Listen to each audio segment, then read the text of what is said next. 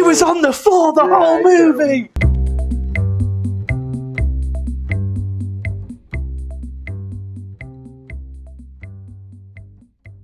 Hey guys, Chad and Rob here. We're going to do something a little different this week. Instead of the podcast, we will be back with the podcast, but we're just going to give it a little hiatus, just so we can get some good subjects, and we're going to get some guests. We've got some good guests in the pipeline, so we're going to do some reviews, some film reviews. And today's first review is Saw. We're doing reviews from our fans like with big shots, people, groupies. that have been suggested to us. So the first one is Saw, which is a 2004 horror film written and directed by James Wan and Lee Winnell, starring Tobin Bell, Danny Glover, Cary Elwes. That's how you say his name. I always forget to say his last name. I think that's how you say it. We always know. I don't know about you, Chad, but I know him from Princess Bride. Obviously, Lee Winnell is Adam, who's in it, who's the one stuck in the room with Cary Elwes. Yeah, Dr. Lawrence Gordon. That's it, Dr. Lawrence Gordon. So we're just going to give basically like a short review of what we think of this film, and then we'll let you know at the end what next week's film's going to be. So I'll let Rob take it away. I remember when Saw came out, 2004, I think it was? 2004, yeah. So this is quite a great time for Saw to come out, because this is sort of, it's not pre-internet, because internet was around, but it's before the likes of, Facebook. Well, Facebook probably around the same, maybe during the time of MySpace. But we didn't have Instagram then. No. I don't think we had Twitter. So films weren't really talked about in the same sense as we do now. Like, sometimes it's hard to watch a movie, I find. Yeah. Like, if you've got a film coming out in the cinema that you really want to watch, you're going to struggle to sort of go on social media whilst that film is out on its opening weekend. Well, you'll always find, like these days, the thing that really annoys me about people on the internet is you always get that, this film is so scary, 6 people fainted and 1 person shot themselves. And it's just like, not at all, no. And then when you watch it, you're like, oh, no, that was quite the opposite of scary, which I've always found with every film. Like, I think there was a film called Veronica that was on Netflix. It was a Spanish film. And like that, again, was like people walking out of the cinema. It's that scary. And I watched it. It was just a good film, an all-round good film. I guess they will always try and hype something. I mean, and that's what I mean about the things of like Saw. It came out at the right time. Because I think if Saw came out now, there's no way on earth that you would be able to go a couple of weeks without finding out spoilers. And that's why Saw came out at a perfect time. Yeah. Because it missed all that.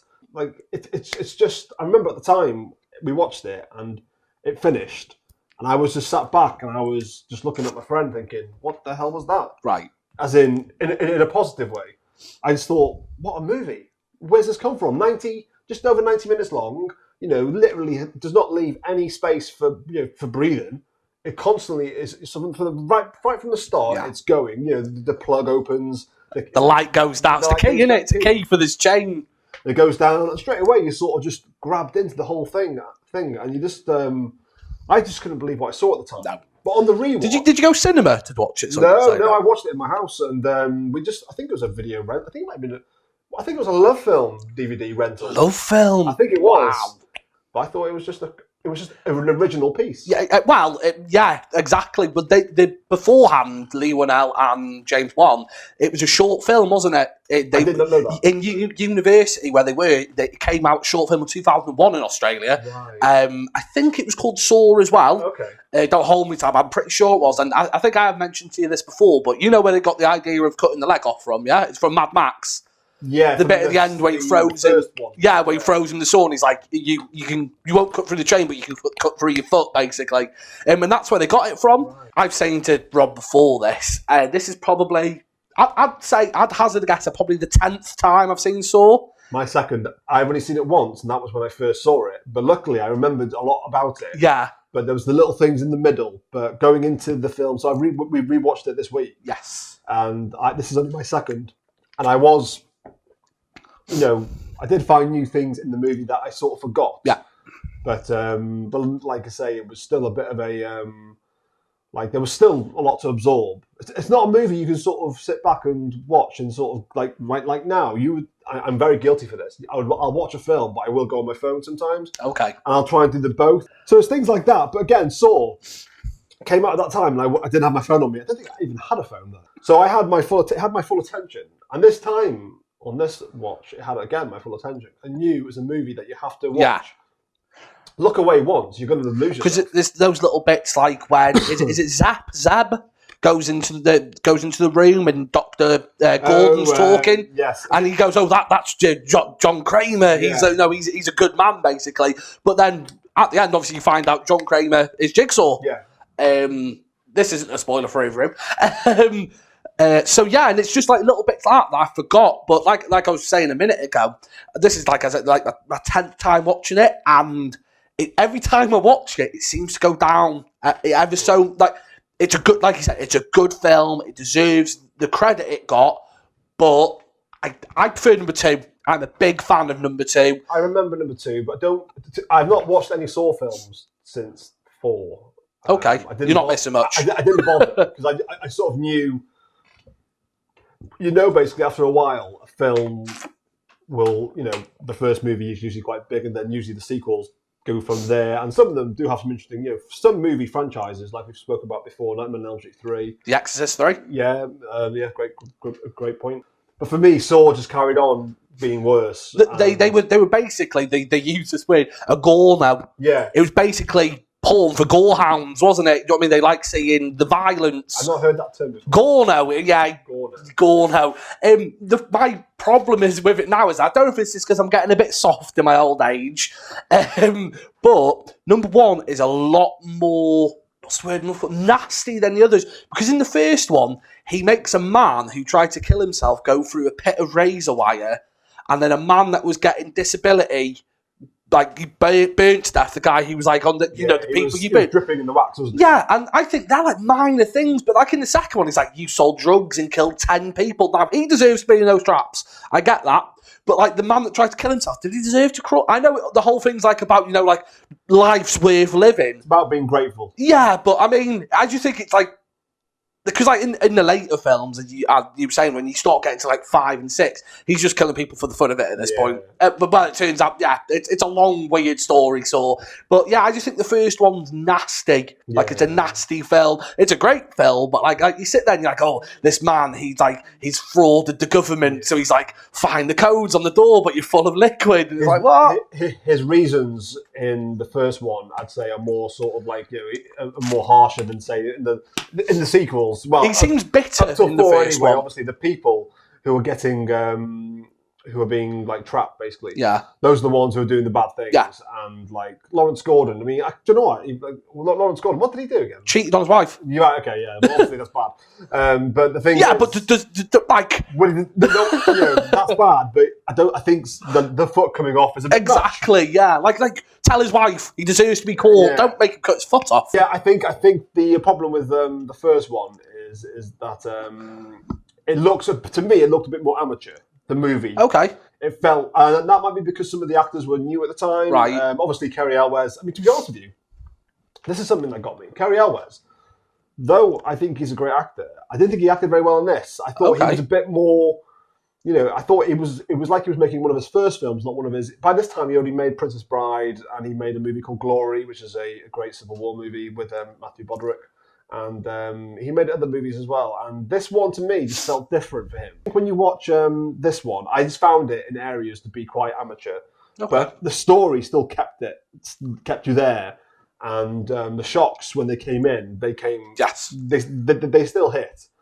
But you do look at them differently. Because sadly, I think Saw, the first one, is ruined by its sequels. Now, number 2, number 2 I like. Yeah. Because I was worried about number 2. I was like, oh. See, with me, number 2 is what number 3 of Nightmare on Elm Street is for the franchise. Yeah. Like, Saw is killing people where you're like, yeah, I kind of get why you're doing that. Like I was saying, the first one, you're like, oh, he tries to kill himself. I mean, give the guy some counselling. Don't make him crawl through a pit of razor wire. No, I agree. But the second one, and then in the second one, you've got that nasty little bit where he picks up a thrower in the needle pit. Yeah, that's... and that bit still makes me go, oh. That's Shawnee. Yeah, well, because obviously it turns out she's working with Jigsaw, doesn't she? Because these characters in the first film do get picked up in later sequels. Yeah. And well, Carrie, however you say his last name, he's in the 6th film. Yes. He's turns out that he was also working for John Kramer. It batshit crazy. Exactly. I mean, so I've never seen number 6, but I know Gordon's involvement from in that movie, because I remember when it came up thinking, hang on. So in my head, you think Lawrence Gordon just died from blood loss, because he was pretty much gone by the time he left Adam in the room. And then obviously Jigsaw wakes up and you find out he was there. Game over. Which is a great scene. And and that twist at the end is what literally, I mean, I think you were, so let's say you're my friend back in 2004. I can't remember what it was. But I was like holding on to him. And I was like, what? I couldn't believe it. Yeah. I was, that last scene of him getting up and then he's taking off the latex. Because he's the one who's been electrocuting him as well, hasn't he? Yes. Yeah, he's the one with that thing in his hand. Everything coming together for the first time. So obviously this is the first time you watch Saw. I was just like, I could not, I was just like, oh my God, it's just too much. Yeah. And afterwards, I think I was just walking around my flat and I was just going, what? And not straight away, most people would go back and watch that film again, but I didn't. I had to just keep on thinking about it. And because so many films coming out of my life, it just sort of the next day, it was like, next. Yeah. And, but again, that scene still is great in the rewatch that we... So good. Like, even that still gives me goosebumps now when you watch it, because it's the bit where, like, obviously he starts playing the tape again, doesn't he? And then he pulls the latex off. That's and what got me, you see. That to me was very, very, very Freddy Krueger sort of moment. Yeah, very. Like, it was... And it was slow mode, and it was like he was like... It's the score as well. Yes. The score when it's doing it. And the breathing, like... it was just something I could not... forget about. And I mean, I forgot like the impact of that scene. I just don't remember it being that good when I watched it. As in, like, I remember like seeing it for the first time, and I was just thinking, like, what? I just couldn't comprehend the whole movie in one little scene. I just sitting there the whole time thinking that you're trying to literally, no pun intended, it's Jigsaw, isn't it? And but I think the sequels have spoiled how the first film is looked upon. Yes, because very much it's changed the characters, it's changed the story a little bit. And that, for me, it damaged it. Like I say, the movie, I'm the same as you, I don't think it's as good, like, looking back at it. The ending is still brilliant. Yes.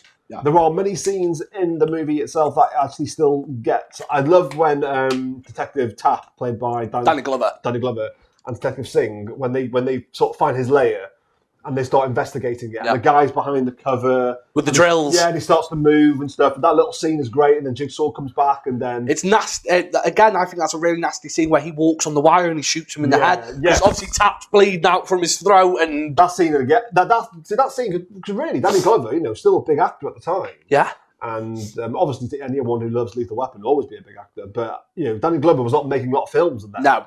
But you're not Lethal Weapon fan? I've watched the third one. Oh, I watched number 1 and 2. But where... for me, Danny Glover's always Predator 2. Oh, right. Well, that's not a bad thing. Predator 2 is amazing. But yeah, so to see sort of Danny, straight away you think Danny Glover's got his throat slit, thinking Danny Glover's going to die about, half an hour into the movie. Yeah.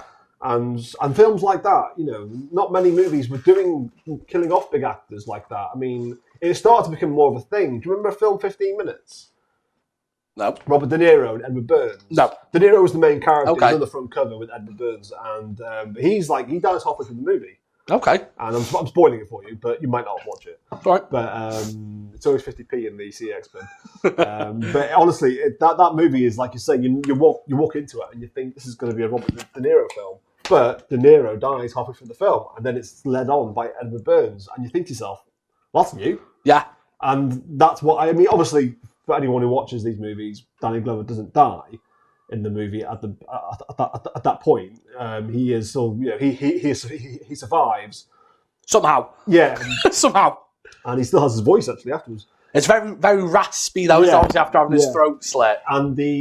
And to me, that was but again, that was still like fresh. And I was like, oh, this is different. You're not expecting it, and it comes at you quite hard. And then later on in the movie, like I say, sort of, you're still trying to figure things out. But that last scene is still got it. It still hits. So, out of 10 saw blades, what are you giving it? I give it probably overall. I'd say a 7. A 7 saw blades out of 10. I think back then.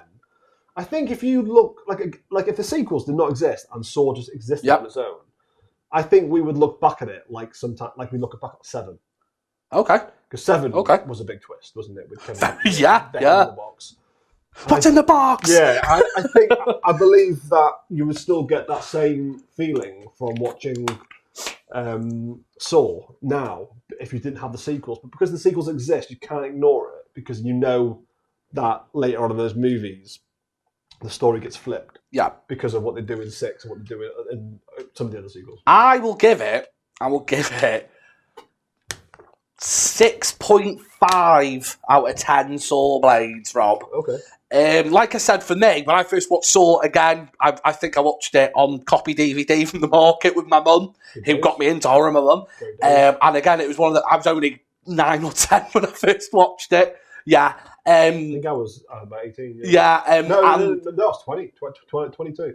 And I watched it and I was like, I've always been all right with films like that, to be honest with you.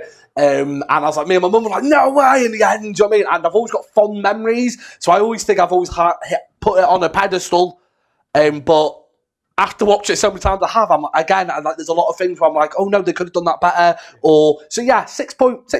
No, I'll give it a 7 like you. I'm going to give it a 7. 7 Saw blades out of 10. It's a fair one. I mean, like I say, to me, James Wan has gone on to do big films.